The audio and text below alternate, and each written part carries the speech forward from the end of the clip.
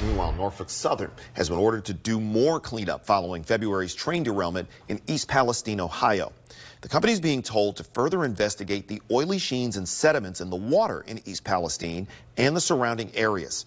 They will focus on two creeks, Sulphur Run and Leslie Run. Good morning, I'm Jay Scott Smith, and we have breaking news out of Swatara Township as police are investigating a shooting at an apartment on the 300 block of North Harrisburg Street that happened last night just after 10 p.m. One man was killed in the shooting, while a second was hospitalized with non-life-threatening injuries. Now, police have made an arrest, 26-year-old Francisco Hernandez, and they are looking for his brother Felix Hernandez. This is coverage you can count on with a WGAL News 8 update. Good Saturday morning. I'm Jay Scott Smith, and a Pennsylvania state trooper who is stationed in Fulton County is facing DUI charges after police say he drove a department vehicle while intoxicated on the job earlier this week. 34-year-old Justin Dybert was on duty Monday night at the Troop G McConnellsburg station when a supervisor found him intoxicated. Charges were filed on Wednesday, and Dybert is now on restricted duty. Thank you so much, Joe. And while the Phillies, unfortunately, are not in the World Series, a former Philly has the Texas Rangers just one win away from wrapping up their first world title tonight, and he's a Lancaster native. Lancaster Catholic High School grad Travis Jankowski started in right field for the Rangers in last night's Game 4, replacing the injured Adolis Garcia. He batted ninth, and the former Philly had 2 hits, scored 2 runs, and drove in 2 more in the Rangers' 11-7 win over the Diamondbacks. So much, Mary Ellen. And now for something completely different. Back in the 1980s, Pablo Escobar, the legendary Colombian drug lord, famously brought a group of hippos from Africa to live on his private estate. But after his death in 1993, these hippos were set free and they began to multiply. Natives say the hippos and their descendants have gotten out of control over the last 30 years. NBC News' Valerie Castro explains how Colombia plans to deal with the hippo problem. Great. Yeah, Matt, Regina. Now, you may recall this incident happened about a year and a half ago on I-95 in South Philadelphia near Lincoln Financial Field. 23-year-old Jana Webb pleaded guilty yesterday to 3 counts of third-degree murder and 3 counts of vehicular homicide while driving under the influence. Webb was driving drunk on I-95 in the early morning hours of March 21st, 2022, when around 12:30 a.m. she hit and killed the troopers, 33-year-old Martin Mack and 29-year-old Brandon Siska, along with a third man, 28-year-old Reyes Rivera Oliveras, a pedestrian the officers were helping off the highway. Yeah, Michael and Lori, and today's celebration was really a culmination of a years-long effort to finally get their voices heard, and for many, to finally get an opportunity to vote. The chants echoed through the neighborhood. They chanted "Si se puede," yes we can, in Spanish, in celebration of the thousands of Latinos in York County, many of whom primarily speak Spanish, finally being able to vote clearly in their native language. The change to the ballot was a result of a lawsuit filed in 2021 by the advocacy group CASA. They said that the county violated federal law by failing to provide ballots, materials, and assistance to voters who are fluent in Spanish. Fulvia Vargas de Leon, an attorney with Latino Justice, represented CASA in the lawsuit and said the county had made it nearly impossible for Spanish-speaking people to vote. Showing up to the poll site knowing that they have a constitutional right to vote and yet being met with these language barriers just made them feel disenfranchised from being able to participate in our democracy. According to the U.S. Census, York County has nearly 40,000 Latino voters, with nearly a third of them being from Puerto Rico. Prior to the suit, of the 161 precincts in York County, just 18 of them had some sort of Spanish language voting materials. Now, all of them will. Rosemary Cintron, who works as CASA's voting engagement manager, has organized a door-knocking campaign to help get the word out that the polls are now more inclusive. She says that people simply didn't know there was an election coming up. So much of our voting material is in English. They didn't even understand that there was an election happening tomorrow. So these last 10 days have been really impactful in making sure we get the most representation at the polls. Now, the settlement puts these new measures in place for the next 5 years, and CASA, as well as a number of people here in York County, are hoping it becomes a permanent fixture when people go out to vote. Vacant homes. Let's go to News 8's Jay Scott Smith. He joins us now live from Howard Street. Jay? Yeah, Lori, and as you can actually hear, there's actually some work being done to start the repairs on some of these homes that were burned, and Harrisburg's fire chief is still trying to figure out what exactly caused this fire last night, but some of the residents feel they do know the reason.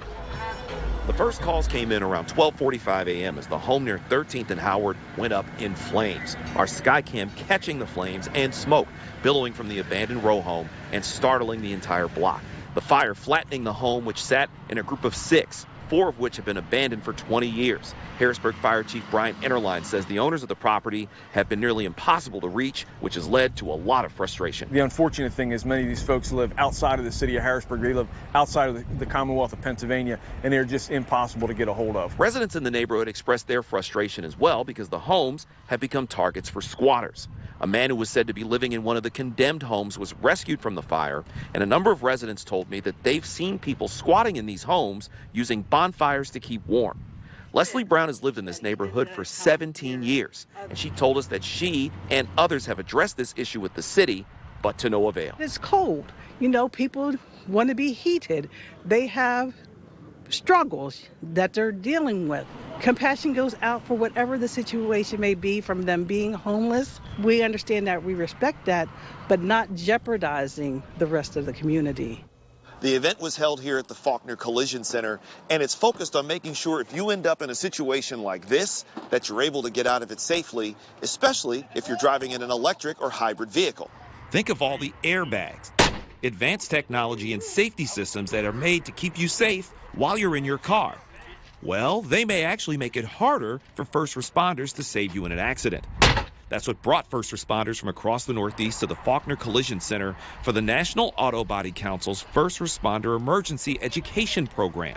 Now, it's a hands-on event that helps prepare first responder teams to get accident victims out of severely damaged vehicles.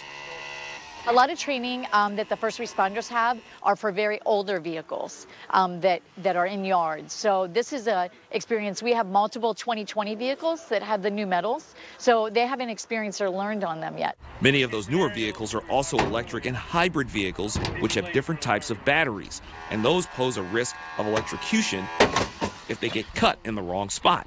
The new metals, the carbon fiber is very deadly, so if they breathe it in and they don't have respirators on, it's something that can be very dangerous for them, as well as aluminum.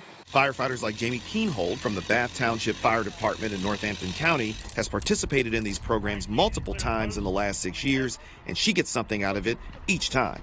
Every time is something new. It's it's a newer vehicle, a newer tool, the newer medical. So every time it's something new out of every class. Now, it's events and experiences like this that will not only make sure that you can get out of an unfortunate event like this safely, but also make sure that the first responders are able to get home safely as well.